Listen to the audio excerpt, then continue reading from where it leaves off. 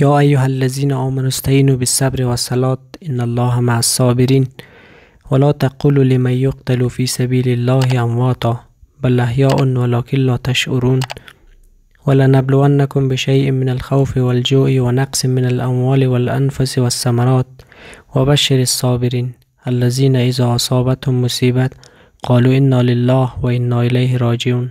بسم رب الشهداء و الصدیقین. به نام خالق جهانی هستی، ذاتی که مرگ و زندگی در دست اوست. سلام بینندای عزیز، امیدوارم هر کجا هستید صحتمند و سرحال باشید.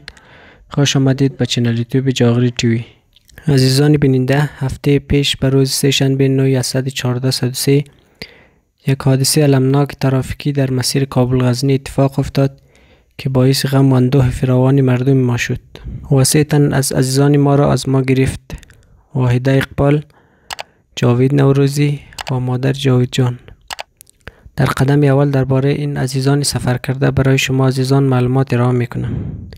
واحده اقبال یا واحده ابراهیمی از قریه سرقل جاغری، دختر خوش اخلاق و مهربان و از جمله همکاران فعال و اعضای تیم چنل یوتیوب رسانه مردم بود و در شبکه‌های اجتماعی دیگر مانند تیک تاک و اینستاگرام نیز فعالیت‌هایی داشت و طرفداران زیادی را در یوتیوب جذب خودش کرده بود. یک هنرمند خوب و با استعداد بود. جاوید نوروزی شوهر واحده که پسرخاله و این نیز می باشد از قریه ممدک جاغری بود. وی پسر خوشخلق و شادابی بود. جاوید نیز از جمله همکاران خوب چنل یوتیوب رسانه مردم بود. از جاوید و واحده 3 دختر خرد به جا مانده است. از خدای منان برای این اطفال نازنین طول عمر با برکت خواهانم.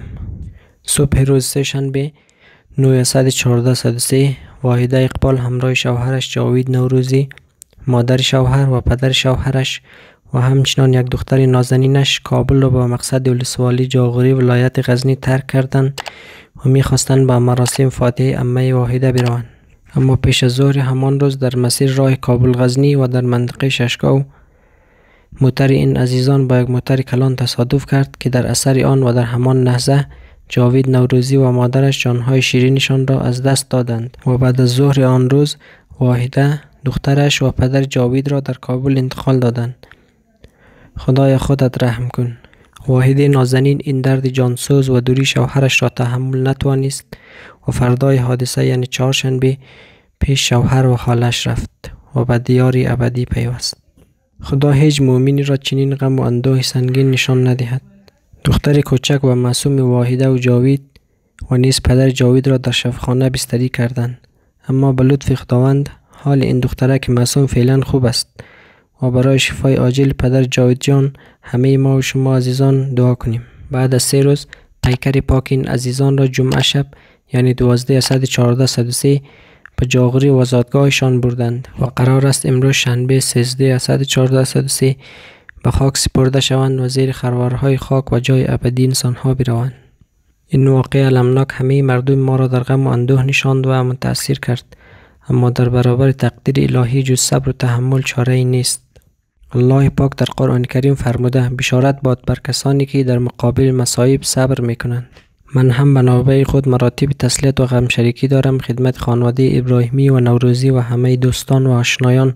روح این 3 عزیزی تازه سفر کرده و به بازگشت شاد و یادشان جاویدان باد. همه ما و شما برای شفای پدر جاوید نوروزی دعا میکنیم انشالله زودتر صحتیاب شود. عزیزان بیننده، تشکر که تا این دم با ما همراه بودید. اگر میخواهید ویدیوهای بیشتر از چنل یوتیوب جاغری تیوی بیننده باشید، چنل رو سابسکرایب نموده ویدیوهای ما را لایک کنید و با دوستانتان شریک نمایید. تا دیداری بعد، الله یار و نگهدارتان.